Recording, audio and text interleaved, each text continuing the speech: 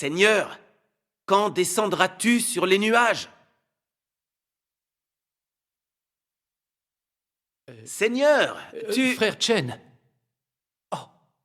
Oh, ça alors, c'est toi? Oh, frère Yang, dis donc, ça fait longtemps. Oui, en effet, mais qu'est-ce que tu fais ici? J'attends que le Seigneur vienne. La chose essentielle maintenant, c'est d'attendre que le Seigneur descende sur les nuages. Tu ne savais pas qu'il était déjà revenu? Comment? Le Seigneur est revenu? Pourquoi je ne l'ai pas vu? Est-ce que tu aurais pu en croire tes yeux et le reconnaître? Il faut que tu écoutes la voix du Seigneur et que tu cherches la vérité. Chercher la vérité. J'ai vu sur Internet que l'Église de Dieu Tout-Puissant témoignait que le Seigneur est revenu. Est-ce que le Seigneur est vraiment revenu? Ils ont entendu le Saint-Esprit parler aux églises et ils ont reconnu la voix de Dieu et ils en ont donc conclu que le Seigneur Jésus était revenu. Eh oui, frère Chen, c'est Dieu Tout-Puissant incarné. Dieu Tout-Puissant dit... Attends une seconde. Quoi, qu'est-ce qu'il y a? Tu dis que le Seigneur Jésus est revenu et que son nom est Dieu Tout-Puissant. C'est ça. Ça ne peut pas être ça. Et pourquoi ça? Si le Seigneur est revenu, alors il doit toujours s'appeler Jésus. Pourquoi on l'appellerait Dieu Tout-Puissant? Le nom de Dieu ne peut pas changer. Tu dis qu'il ne peut pas changer? Tout à fait. Alors dis-moi, Je t'écoute. quel est son nom dans l'Ancien Testament? L'Éternel. Et dans le Nouveau Testament? Jésus. Le nom de Dieu n'a-t-il pas changé? Le nom de Dieu... Il a vraiment changé. N'est-ce pas? Oh, d'accord, le nom de Dieu a changé. Mais ça ne prouve pas qu'il en a un autre dans les derniers jours. J'aimerais te poser encore une question. D'accord. Que dit le livre de l'Apocalypse, chapitre 3, verset 12? Je le sais. Ah? Celui qui vaincra, je ferai de lui une colonne dans le temple de mon Dieu. Et il n'en sortira plus. J'écrirai sur lui le nom de mon Dieu et le nom de la ville de mon Dieu. Et mon nom nouveau. Le nouveau nom, n'est-ce pas? Oh, il a vraiment un nouveau nom. Oui, n'est-ce pas? Le nom de Dieu. Ce n'est pas ça. Quoi encore? La Bible dit...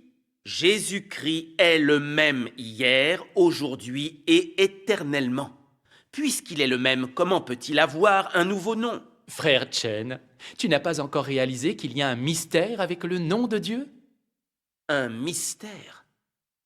Alors dis-moi. Un humain qui t'expliquerait un mystère? C'est vrai, oui. En revanche, Dieu peut révéler tous les mystères. Alors Dieu a expliqué ça? C'est exact. Que dit-il? Je dois savoir. Dans ce cas, écoute-moi bien. Certaines personnes disent que Dieu est immuable. Elles ont raison. Oui, c'est exact. C'est exact. Or c'est le tempérament de Dieu et son essence qui ne changeront jamais. Que son nom et son travail changent ne signifie pas que son essence a changé. Dieu sera toujours Dieu, c'est quelque chose qui jamais ne changera, qui jamais ne changera. Oui, c'est logique. Tu comprends ça? En fait, non.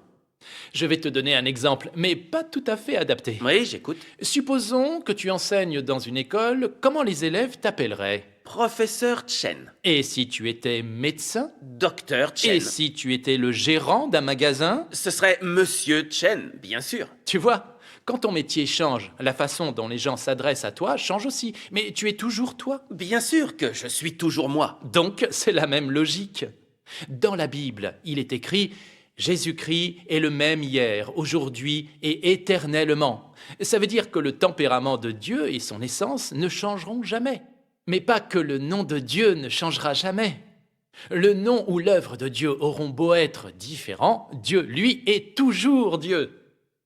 Tu veux donc dire que l'essence de Dieu ne peut jamais changer, mais que le nom de Dieu peut changer. Donc tu as un peu compris alors. Alors Dieu a vraiment un nouveau nom dans les derniers jours.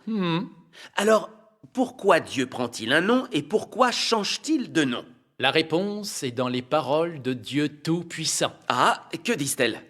Dieu Tout-Puissant dit Dieu n'avait pas de nom à l'origine.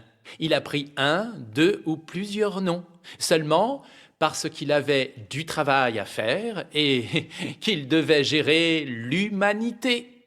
Dieu n'avait pas de nom à l'origine. Et il n'a pris un nom que parce qu'il avait une œuvre à accomplir et l'humanité à gérer. Je n'avais encore jamais entendu ces paroles. Frère Young- Chen, Frère Chen, Oui. écoute encore ces paroles de Dieu Tout-Puissant. D'accord. Dieu Tout-Puissant dit « Pourquoi l'Éternel et Jésus sont-ils un? Et pourtant, ont des noms différents dans différentes ères. Oui, pourquoi? N'est-ce pas parce que les ères de leur travail sont différentes? Un seul nom pourrait-il représenter Dieu dans sa totalité? Mhm. Donc, Dieu doit avoir un nom différent pour une ère différente. Doit utiliser ce nom pour changer l'ère et pour représenter l'ère. Car aucun nom ne peut représenter pleinement Dieu lui-même, et chaque nom ne peut que représenter l'aspect temporel du tempérament de Dieu pendant une ère donnée. Tout ce qu'il doit faire, c'est de représenter son œuvre. Oui, c'est exact. Dieu est si grand, si tout-puissant. Comment un nom particulier pourrait-il pleinement le représenter? C'est vrai, un nom ne peut pas représenter l'intégralité de Dieu. À chaque étape de son œuvre, Dieu doit prendre un nom qui est une signification pour cette époque, qui représente l'œuvre qu'il accomplit et le tempérament qu'il exprime à cette époque précise. C'est le principe de l'œuvre de Dieu. Et c'est la principale raison pour laquelle Dieu change de nom. Oh, je comprends maintenant. En fait, un nom ne peut représenter qu'une ère, une étape de l'œuvre. Quand on change d'ère, alors l'œuvre change et le nom de Dieu change par la même occasion. Oui, c'est juste. Je vais te dire une chose qui... Ne fais pas que parler. Allez, chante un verset. D'accord. Alors, chantons un verset d'un hymne des paroles de Dieu. Oh ouais, formidable. Ouais. Éternel est le nom que Dieu s'est donné alors qu'il accomplissait son travail en Israël. Cela signifie le Dieu du peuple d'Israël, les élus de Dieu. Qui peut avoir pitié de l'homme, qui peut maudire l'homme et le guider. Cela signifie le Dieu tout-puissant et plein de sagesse. Et qu'en est-il du nom du Seigneur Jésus? Jésus est Emmanuel, plein d'amour et de pitié pour l'homme.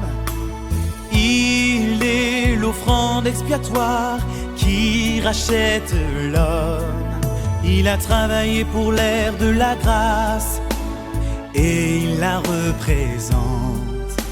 Il représente seulement une partie du plan de gestion. Ah, ces paroles sont vraiment magnifiques. Ça y est, tu comprends maintenant. Oui, je vois soudain la lumière. Le nom l'Éternel ne peut représenter que l'ère de la loi. Le nom Jésus ne peut représenter que l'ère de la grâce. Et Dieu revenu dans les derniers jours doit sûrement avoir un nouveau nom qui représente l'ère finale. Correct. Tu viens de dire que Dieu dans les derniers jours est appelé Dieu Tout-Puissant. C'est exact. Est-ce basé sur la Bible? C'est annoncé dans l'Apocalypse depuis longtemps. Dans ce cas, j'aimerais l'entendre. Chapitre 1, verset 8. Oh, je connais ça. Alors, récite.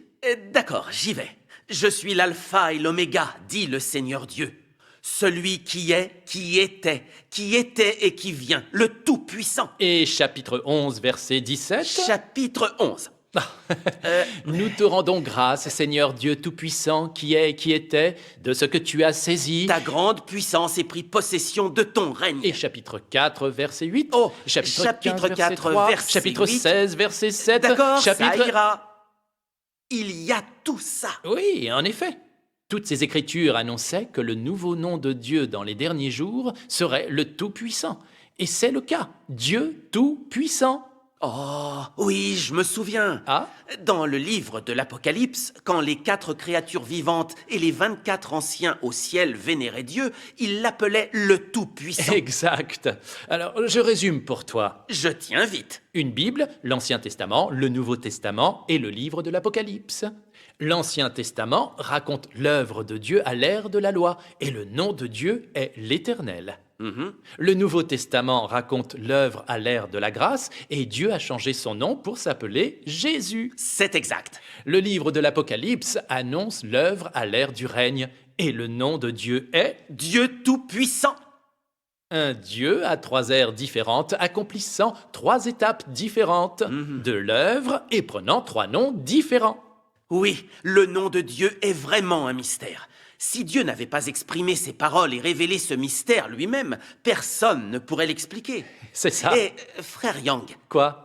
est-ce que tout ce que tu comprends, c'est grâce aux paroles de Dieu Tout-Puissant? En effet. Alors, j'aimerais lire ces paroles, moi aussi. Toi aussi, tu aimerais les lire? Mais oui, oui, pourquoi pas? Alors, viens. Qu'est-ce que c'est que ça? C'est...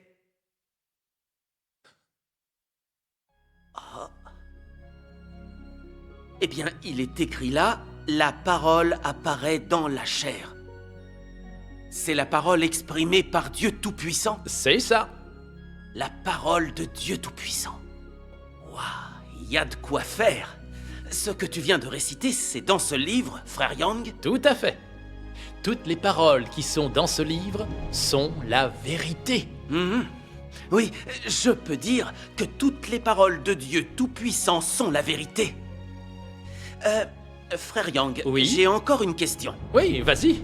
Que Dieu vienne accomplir son œuvre dans les derniers jours en utilisant le nom Dieu Tout-Puissant, qu'est-ce que ça signifie? L'a-t-il expliqué? Bien évidemment, oui. Il a exprimé toutes les vérités que les hommes doivent comprendre dans le cadre de leur foi. Ça, c'est magnifique. Il faut que je lise cela attentivement. Regarde ici. Attends, je vais lire ça. J'étais autrefois connu comme l'Éternel. J'ai aussi été appelé le Messie et les gens m'ont un jour appelé Jésus le Sauveur parce qu'ils m'ont aimé et respecté. Mais aujourd'hui, je ne suis pas l'Éternel ou Jésus que les gens connaissaient dans le passé. Je suis le Dieu qui est revenu dans les derniers jours, le Dieu qui mettra fin à l'ère.